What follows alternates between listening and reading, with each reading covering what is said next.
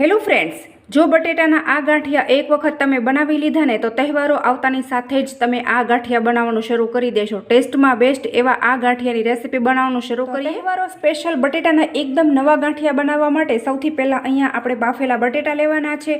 તો મેં 2 બાફેલા બટેટા લીધેલા છે અને પહેલેથી જ મેં એને બાફીને રાખેલા હતા, એટલે આપણી રેસીપી છે ફટાફટ બની જાય। એને આપણે એક મોટા મિક્સિંગ બાઉલમાં ટ્રાન્સફર કરી દઈશું। અને હવે જુઓ, ત્યાર પછી આ બટેટા છે એને મેં થોડા વધારે બાફી લીધેલા છે, જેથી કરીને એ ફટાફટ મેશ થઈ જાય। અને જો તમારું બટેટું થોડું નોર્મલ એવું કાચું હોય તો તમારે એને ખમણીની અંદર મેશ કરી લેવાનું છે, એટલે એક પણ લમ્સ કે ગાંઠો ના રહે। તો આ રીતે આપણે ફોગની મદદથી બટેટાને એકદમ સરસ એવા મેશ કરી લેશું। તો હવે જો બટેટા મેશ કરતી વખતે એની અંદર ગાંઠા રહી જશે ને તો રેસીપી બનાવવામાં આપણને સરળતા નહીં રહે અને ગાંઠિયા છે એ સરખા નહીં બને। તો એટલા માટે આ રીતે એકદમ સરસ એવા મેશ કરી લેવા ખૂબ જ જરૂરી છે।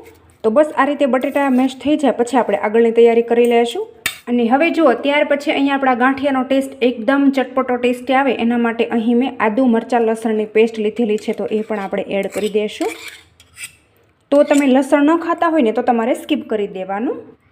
અને ત્યાર પછી અહીંયા મેં ડાયજેશન માટે અજમા લીધેલા છે, તો આ રીતે આપણે હથેળીમાં લઈશું, બંને હથેળી વચ્ચે મસળી અને એડ કરી દઈશું, એટલે એકદમ સરસ એવો ફ્લેવર ચડી જાય।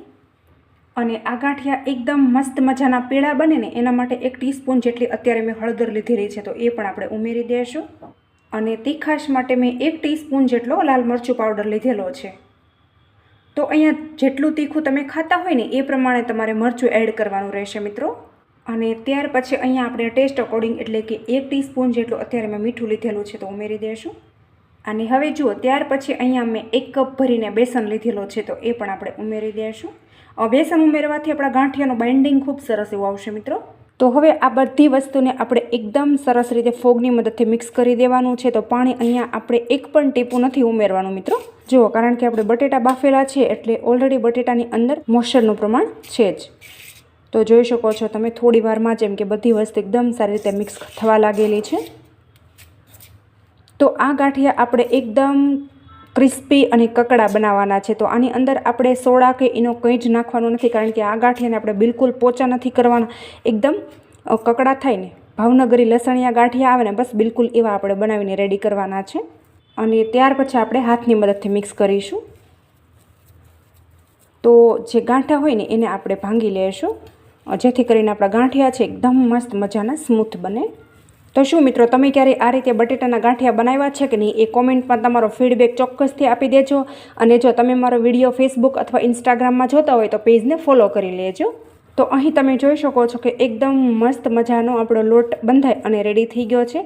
તો એની કન્સિસ્ટન્સી અત્યારે મેં કઈ રીતની રાખેલી છે એ પણ તમે જોઈ શકો છો। અને લોટનો કલર હળદરના લીધે એકદમ મસ્ત મજાનો પીળો આવી ગયો છે।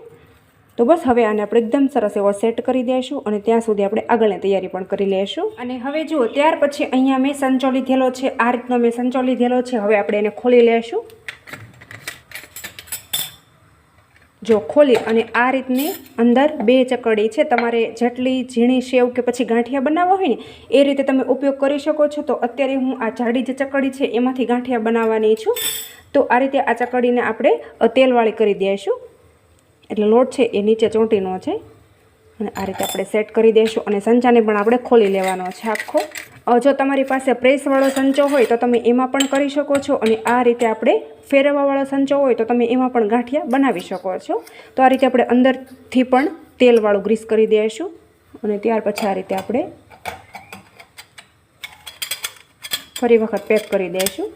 અને ત્યાર પછી અહીંયા જે આપણે લોટ રેડી કરીને રાખેલો છે એને થોડો થોડો કરી સંચામાં ભરી દઈશું। તો આ રીતે સંચો ભરાઈ જાય ને પછી આપણે આ રીતે પેક કરી દઈશું। અને આ ઢાંકણ છે એને આપણે આ રીતે ફેરવી અને બંધ કરી દેવાનું છે। સરસ રીતે આપણે આટા ફેરવી અને પેક કરવાનું છે, નહીંતર ગાંઠિયા છે એ સરખા નહીં બને। જો તમે થોડી વારમાં જ ગાંઠિયા છે એ નીકળવા લાગેલા છે। તો ફટાફટ હવે આપણે જઈશું ગેસ તરફ। તો અહીંયા મેં ગેસ ઉપર તેલ પહેલેથી ગરમ કરી લીધેલું છે અને તેલ આપણું એકદમ સરસ એવું ગરમ થઈ ગયું છે। અને ત્યાર પછી અહીંયા આપણે ગેસની ફ્લેમ સ્લો કરી દઈશું અને આ રીતે આપણે જે સંચાની અંદર લોટ ભરેલો છે એ લઈ લેશું અને આ રીતે આપણે ફરતો રાઉન્ડ ફેરવી અને એકદમ મસ્ત મજાના ગાંઠિયા છે એ તળી લેશું।